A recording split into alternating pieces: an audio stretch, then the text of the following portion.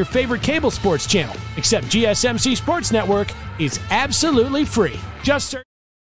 Hello everyone and welcome back to the GSMC Fantasy Sports Podcast, brought to you as always by the GSMC Sports Network. Our next segment of today's show is me looking at some running back busts. Continue the comments. I love it, guys. I love the comment production, the interaction that I get to have with you guys. Cam, if you are still watching, I do want to get you included into the show. Hit me with your trade that you just finalized. I'm really excited to see the terms that you got with that trade. But we will continue with our segments for today. We're looking at some running back busts. Now, we talked about a lot of running backs throughout the week. We talked about some concerns. Let's take the Jarczyk. Another comment from him. Fantastic. Continue them going. Zach Moss versus Najee Harris. Who to start there? That's another interesting question. I really like the fact that the Bengals are taking a committee approach in their room, playing the Pats, like I said, a defense who can really exploit in many different ways, and then looking at Najee Harris, who's starting against Atlanta, another one of those defenses who I think you can exploit as well. But let's just look at the profile of both of these running back rooms, right? That's what I think that this specific kind of question comes down to, Jake. You look at Zach Moss in the Bengals running back room. I think that he's going to get the bulk of the carries. He brings a lot of versatility as a receiver out of the backfield for Joe Burrow. If you look at Najee Harris, he also presumptively will have the majority of the carries, but he's against a guy in Jaylen Warren who has more explosiveness and excitement in this Pittsburgh offense. That's why I'm going to kind of reluctantly take Zach Moss here, because this is an interesting narrative. Having two guys who are in very competitive kind of running back rooms. We'll talk about these two running back rooms next week as well, as we look around the NFL and do some deep dives into them. Zach Moss and Najee Harris, in many ways, could be seen as similar players in similar situations, but at face value, the matchup, the fact that Zach Moss has so much versatility, leads me to believe that he should be your week one starter. I think that Najee is going to be one of those guys that either grows into the season or will get less and less touches as the season goes on, as Pittsburgh tries to decipher how to make their offense more dynamic. So I really love this question. It's very interesting talking about deep running back rooms and talking about who are the presumptive lead backs there. So thank you for that question, Jake. Looking at some of the busts, though, looking at some guys who I think you should avoid. All three of these guys who I have are also in interesting running back situations. But the difference between them and some guys who offer more hope and optimism, like maybe a Zach Moss, is that they're either getting older or they still haven't found levels of consistency that would allow them to profile as high-end running backs for fantasy football managers. And especially this first guy who I'm going to talk about, Tony Pollard, he profiles as someone who's either going to be hit or miss, because the Titans really don't know what they're getting. They feel like he could be an RB1 in this offense, but I think that a lot of fantasy football managers should be apprehensive about him. He did last year have a career high in touches, 307, but he only had 13.1 fantasy points per game to show for it. He has to share the backfield with a guy who I really love, have sung his praises all summer long on this show, Tyjae Spears. And in the profile of this Titans offense, I think that Will Levis just has more comfortability with Spears as well. Tony Pollard, I think he adds a lot of value kind of as a situational back. I like him as kind of a workhorse back early on in downs. But at the end of the day, it's all about rapport for a young quarterback like Will Levis. And the rapport he built with Tyjae Spears cannot go unnoticed. I think he has a wide receiver core that will allow him to be confident with guys like Calvin Ridley and DeAndre Hopkins, who had experience in this league, even though they're getting up there in age, should really help him out as well. So Tony Pollard is someone who I'm kind of fading for this season. I wish the best for him.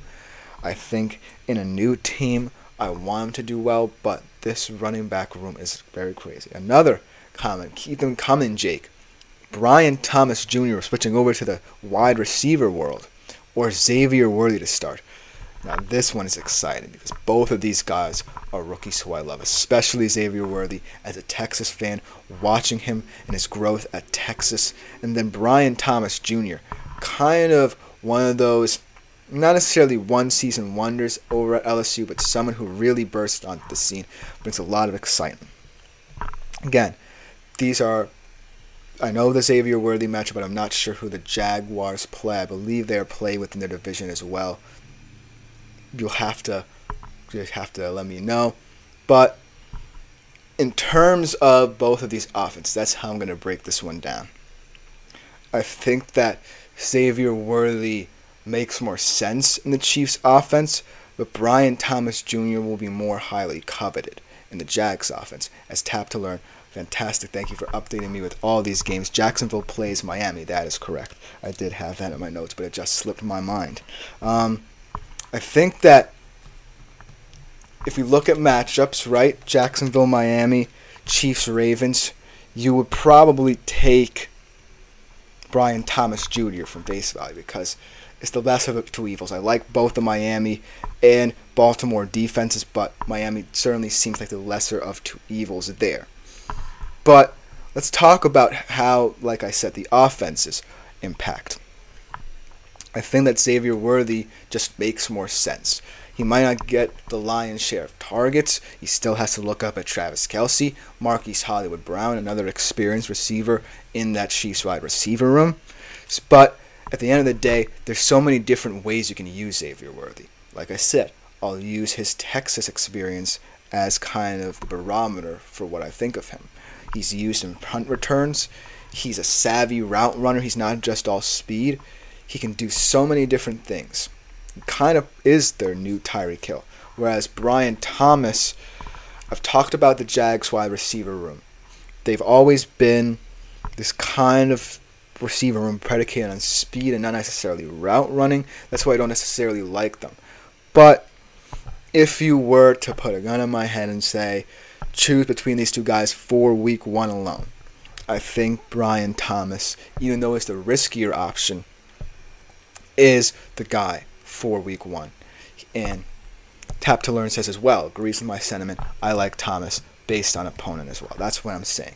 For the overarching narrative, I would keep Worthy on my team, maybe as a flex guy, because he could project to be someone who is useful in many different regards, whether it be in touchdowns, yardage. He's not just going to be kind of like John Ross or something, another guy who had a fantastic 40 time. I think that Xavier Worthy is a bona fide wide receiver. So that being said, though, keep him on your bench for now and start Thomas. Let's get back to some running back busts here. I love the fact that, we get to talk about these young rookies, but let's get back to some other guys in terms of running backs who I really like or don't like to start the season to avoid. Devon Achane has always been one of them. For some reason, even though I want to like him as he enters his second year in the NFL, I just can't look past the fact that the Miami Dolphins are really hinging on him or contingent on him to just be a speed guy and have that explosiveness be the best part of his game. I just can't get past that aspect because every single player on that Miami Dolphins offense is explosive. Whether it be Tyreek Hill catching the football, whether it be Raheem Mostert as well, even though he's getting up there in age. Jalen Waddle as their wide receiver too. Everyone is so explosive. When I look at Devon Achane, I think that this season, much like a Kyron Williams almost, was a kind of an aberration where I don't think he's going to get as many touches. I don't think, he's going to get as many looks. So, Devon Achane, it's not necessarily about, the player that he is. I just think it's an unsustainable thing for him to continue what he did last year, because what he did last year was ridiculous in terms of the speed and pace he set, in terms of his yards after contact, in terms of things like that nature. So I just don't see him continuing that.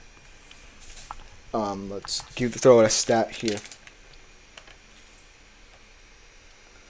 Actually, we'll leave the stats there because I just don't necessarily think that these stats are attainable. Our final guy, as Jake the Chart Chick says, I picked Achane as my RB2 but grabbed Mostert as a safety pick in case things don't work. I'm sorry to say, Jake, I don't necessarily agree with either of those guys as your running back position. I don't necessarily like the Miami Dolphins as a fantasy team outside of Tyreek Hill either. And while as much as I want to appreciate, Achane and Mostert for what they did last year, it's just untenable. I just don't see how you, A, kind of figure out touches with both of these backs and what both of them bring in terms of speed, and B, the whole profile of their offense. As Shep Easy Sweet Spot says, Tua is a big part and factor in that, and how, they use Tua as kind of an X factor to get their running backs going. But I love Tua more than Achane and Mostert because he just has to throw to them. Achane and Mostert's job is a little bit harder because of how they are perceived in this offense, if that makes any sense to you, Jake. So, out of both of them, though, I think Mostert is kind of more of the RB1, if you want my honest opinion here. But both of those guys, I don't necessarily see continuing their fantasy pace and production. But our last guy in terms of running back busts is another guy kind of in a better situation than others, but still not someone who is really exciting in terms of the fantasy football market. And that is Rachaad White out of Tampa Bay. He does have a lot of volume. My thing with him is that it's not good volume. It's not volume that produces yards. It's not volume that produces that many touchdowns. On 64 carries, he only averaged 3.6 yards per carry. Was the running back 36 in terms of that statistic. And then, if you look at what's happening in the Bucs camp, a lot of hype has been talked about with their 125th pick in this year's draft, Bucky Irving. I like him a lot in terms of the depth out of Oregon, a speed back, also fantastic in receiving, worked in an offense where it was very electrifying at Oregon. So, even though Rachaad White profiled as someone who's going to get the lion's share of touches in that Tampa Bay Buccaneers backfield, I don't necessarily think production is going to be his thing. And that's what all these running backs worry me about. That's what, always worries me in terms of how to decipher running backs. Because, as we talked about all week, they are going to be an interesting position group to look out for. But these busts are just guys who either are in weird situations, I don't like their production, or they just don't profile anymore as guys who I would trust at an RB1 or RB2 position. So that's just my take on how to look at these guys moving forward. That will just about do it for this segment. Thank you for all the comments as well. Coming up next, our fourth segment of the day, we'll be looking at the wide receiver position and some sleepers there for you right after this quick break.